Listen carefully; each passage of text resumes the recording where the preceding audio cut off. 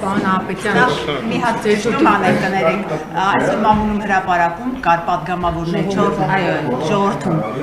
4 կին պատգամավորների հետ կապված, որ հնարավոր է քրեական գործեր հարուցվեն։ Ինչ տեղեկություններ ունեք այդ մասով եւ ինչով են այդ կին պատգամավորները հայտնվել ուշադրության կենտրոնում։ Ես այդ տեղեկատվությանը չեմ տիրապետում, ասած առաջին անգամ ցեզանից եմ լսում, որևէ մանրամասներ չեմ կարող այդ կապակցությամբ։ Այսինքն որևէ ընթացակարգեր չկան, ձեզ Հակագործություն կոմիտեում որևէ նման գործընթաց չունենք։ Պարոն Ապետյան, քիչ առաջ պատգամավորներից մեկը հարցը բացասեց $11,200 հայտնաբերվել է, թե ոչ $590,000 գողոնի մեծ մասը հայտնաբերվել է, $11,200-ը չկա։ Ինչ է արվում այս ուղղությամբ։ Լավ, ես այդ հարցին հանձնաժողովին նաև պատասխանեցի, $11,200 այո չի հայտնաբերվել, ներկայապահին այդ ուղղությամբ աշխատանքները շարունակվում են, բայց միաժամանակ ուզում եմ տեղեկացնել, որ մեղադրյալների հարազատները պատրաստակամություն են հայտնել այդ գումարի մնացած մասը, այսինքն $11,200 վերականգնելու առումով եւ եթե ունենանք վերականգնում, ապա շատ ավելի լավ, իսկ եթե ոչ, ապա քրեական դատավարության օրենսգրքում կա գույքի արգելադրման ինստիտուտ,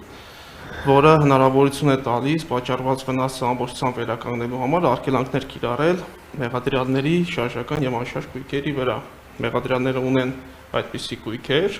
թե շարժական եւ թե անշարժ, եւ վնասի վերականգնում չունենալու դեպքում մենք այդ գույքի արգելադրման ինստիտուտը անպայման կիրառենք։ Իսկ Գորգ Թադևոսյանի ընտանիքն է պատրաստակամություն հայտնել, որ կտա այդ $11,200-ը։ Եվ դուք արդյոք պարզել եք ձեզ համար պարզ է ինչու այդ հսկայական գումարը մնացել քննչական կոմիտեում եւ չէր տեղափոխվել օրինակ դեպոզիտային հաշվի։ Տեսեք, քննչական կոմիտեում գումարը հայտնվել է մեկ այլ վարույթով կատարված քննչական գործողությունների արդյունքում, ճանաչվել է քննիչի կողմից իրեղեն ապացույց եւ այդ գումարը կենտրոնական բանկ ուղարկելու նպատակով, եթե չեմ սխալվում, 2025 թվականի ապրիլ ամսին վարչության պետի կողմից գրություն է հասցեագրվել կենտրոնական բանկ, որպեսզի ԻՊԱ հանձնվի գումարը կենտրոնական բանկին, սակայն հաշվի առնելով որոշակի ընթացակարգեր, կենտրոնական բանկը ըստ էության հրաժարվել է գումարը որպես ԻՊԱ ընդունել եւ նորից վերադարձվել է քննչական կոմիտե եւ մնացել է չհրկիզվող պահարան։ Բայց ինչու է հրաժարվել։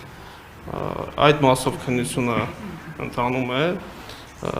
կան համապատասխան հիմքեր, որոնց արդյունքում կենտրոնական բանկը հրաժարվել է, բայց քանի որ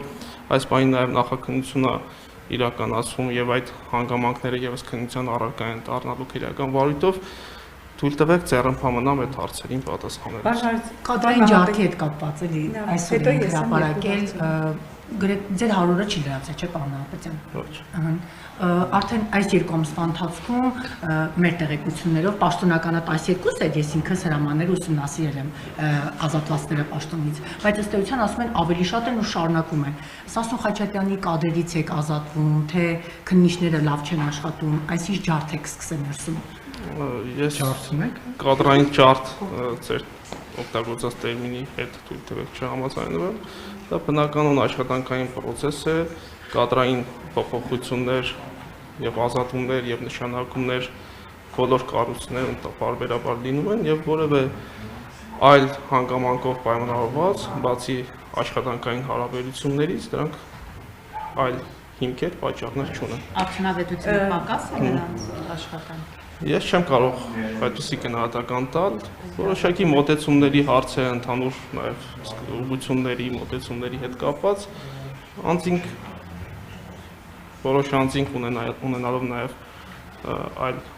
մոտեցումներ եւ աշխատանքային այլ սկզբունքներ, նաև ազատման դիմումներ են կրել։ Պարոն Նահապետյան, երկու հարց ունեմ, նախ առաջինը, հայտնի է, որ Enterprise Armenia հիմնադրամի տնօրեն է նշանակվել, արտաքին գործերի նախարարի կինը, դուք այստեղ շահերի բախում չեք տեսնում, առավոտյան օրինակ ես դա հարցրեցի Արայիկ Հարությունյանին, նա ասաց, որ դա օբյեկտիվ ընտրություն է եղել, դուք ինչ եք կարծում, նորմալ է, երբ Բարսեղյան Պաշտոնյայի կինը նշանակվում է հիմնադրամի տնօրեն, որտեղ խոսքով պետական միջոցներով է։ Կարծում եմ դա իմ տիրույթում պատասխանելու հարց չի, այդ հարցին կարող է պատասխանել կոռուպցիայի կանխարգելման հանձնաժողովի նախագահ, առերևույթ ձեր ասածի մեջ որևէ ես կոռուպցիոն ռիսկ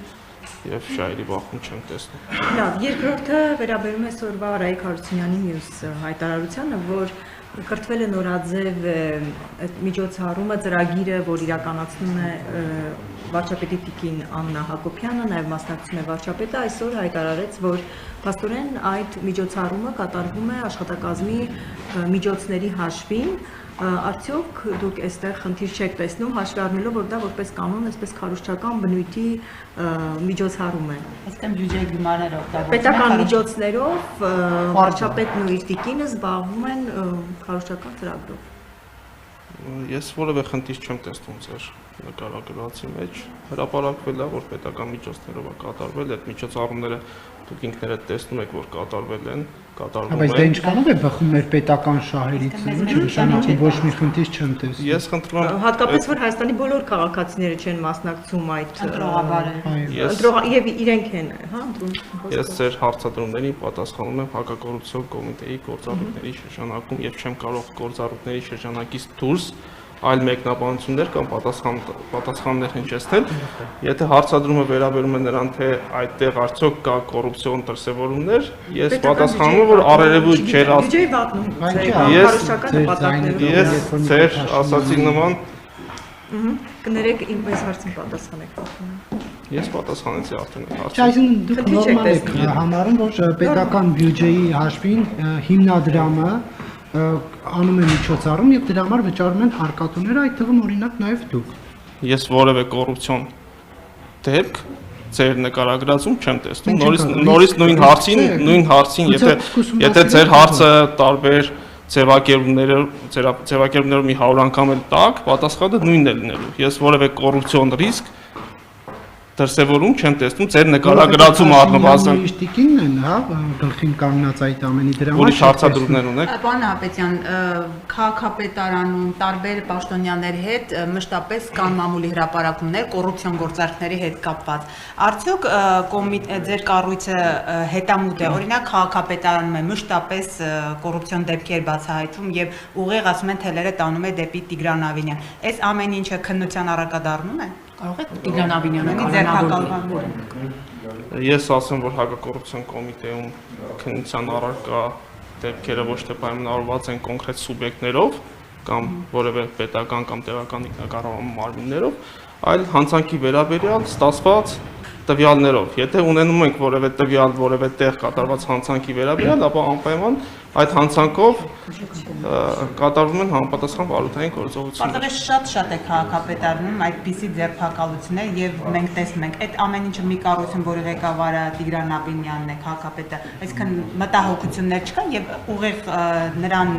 թեկուզ կանչելու, հարցաքննելու, թելերը ասում եմ տանում են, բոլորն են դա ասում, որ այդ մարդը ղեկավարում է այդ կառույցը։ Ձեզ մոտ մտահոգություն չկա, ինչպես իր տիրույթում այդքան կոռուպցիոն դեպքեր ինչը անհաստ է այդ ամեն ինչը։ Եթե որևէ վարույթով ձեր ասացի նման ունենանք տվյալներ, որ